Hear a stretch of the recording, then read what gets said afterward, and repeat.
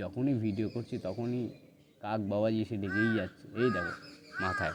না, কোনো ক্লাসের পরীক্ষায় ফেল করা না, শুধুমাত্র দুটো মানুষের ভিতর একটা ফলস ইগোয়ে পুরো সম্পর্কটাই নষ্ট হয়ে গেল।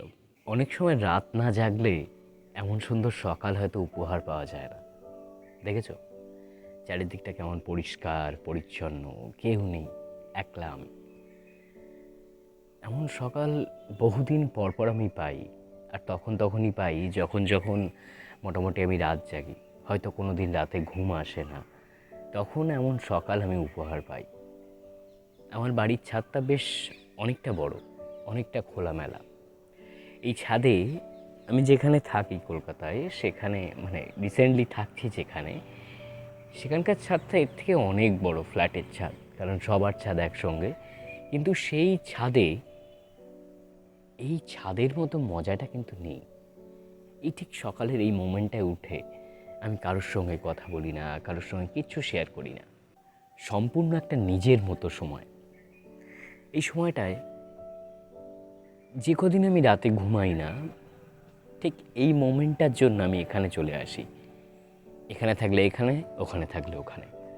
ছাদটা বরাবরই আমার খুব প্রিয়, কারণ অনেকের কাছে লেট নাইট পার্টি করাটা সেলিব্রেশন, আমার কাছে লেট নাইট জাগাটা সেলিব্রেশন। এরকম একটা সকাল, কুয়াশা ভেজা সকাল, যেখানে তুমি কারোর সঙ্গে কথা বলছো না, জাস্ট নিজের সঙ্গে কথা বলছো, নিজের সঙ্গে সময় কাটাচ্ছ। আজকাল তো আমি টুকটাক নিজের মতো ভিডিও বানাই, দেখবি আজকালকার ভিডিওয়ে অত বেশি এডিটিং থাকে না, অত বেশি এনহ্যান্সমেন্ট থাকে না, অথচ আমার ভিডিওগুলো ভিডিওর মতোই চলতে থাকে। দেখো এই ছাদে আমের গুটি পড়ে রয়েছে, এবং এই আমের গুটি পাশের এই গাছটা, আম গাছটা দেখেছো কত সুন্দর। এই হচ্ছে আমার বাড়ি, আর এই হচ্ছে আমার ছাদ।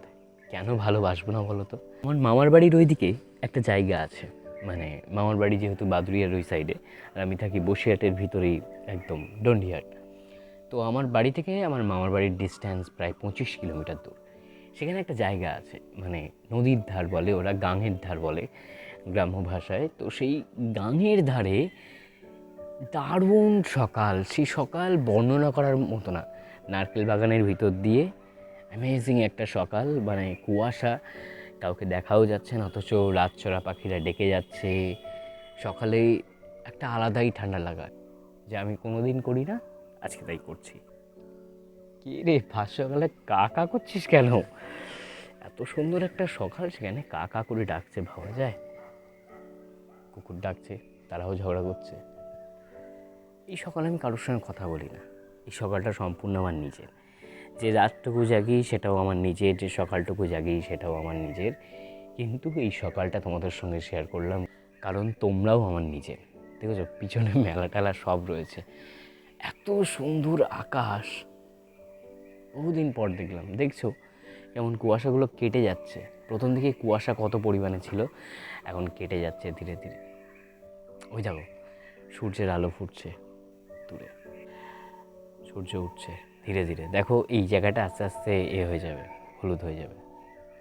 গতকাল রাত্রে আমার ঘুম না হওয়ার পিছনে আরও একটা কারণ হলো, গতকাল রাত্রে ঘুমাতে যাওয়ার আগে আমি একটা ওয়েব সিরিজ দেখি, হইচইয়ে, অন্তর্মহল। এই অন্তর্মহল ওয়েব সিরিজটায় অভিনয় করেছেন আমার প্রিয় দুজন অভিনেতা অভিনেত্রী। একজন হলেন সৌরভ, আর একজন হলেন ঈশা।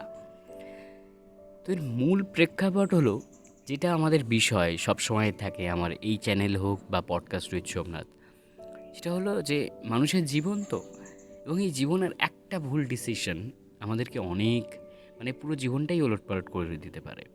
সেই ভুল ডিসিশন কি ম্যাথে ফেল করা বা জীবনের পরীক্ষায় ফেল করা, এমনটা না, কোনো ক্লাসের পরীক্ষায় ফেল করা না। এই ভুল ডিসিশনটা হলো আমাদের যে কোনো কিছুর ভিতরে আমরা যে ইগোটা নিয়ে আসি, সেটাই হলো আমাদের সবথেকে বেশি সর্বনাশের কারণ, ধ্বংসের কারণ।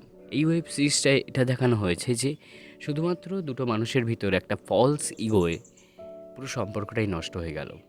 কী মূল বিষয় দেখানো হয়েছে যে হ্যাঁ, দুটো হ্যাপি কাপল ছিল, তারা, তাদের সম্পর্ক খুব ভালোভাবে যাচ্ছিল, তাদের একটা বাচ্চার দরকার ছিল, হচ্ছিল না, তারা বহুত ট্রাই করছিল। এবার সমস্যাটা ছিল ছেলেটির, কিন্তু সে সেটা স্বীকার করতে চাইছিল না। এবং লাস্ট অফ অল দেখা গেল সমস্যাটা ছেলেটির, কিন্তু সে তার স্ত্রীকে বিভিন্ন জায়গায় পাঠাচ্ছিল যে টেস্টের জন্য কীভাবে বাচ্চাটা হতে পারে, সেই প্রচেষ্টার জন্য। বাচ্চাটা দুজনেরই দরকার, কিন্তু ছেলেটা টেস্ট করার জন্য রাজি হচ্ছিল না। যখন টেস্ট করলো তখন দেখা গেল সমস্যাটা ছেলেটির।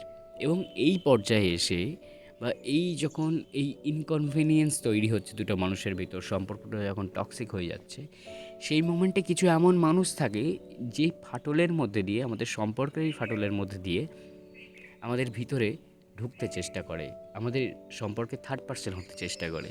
সেটাই এখানে দেখানো হয়েছে। আজ সকালে মনে হলো যে টাটকা টাটকা বিষয়টা শেয়ার করাটা ভালো।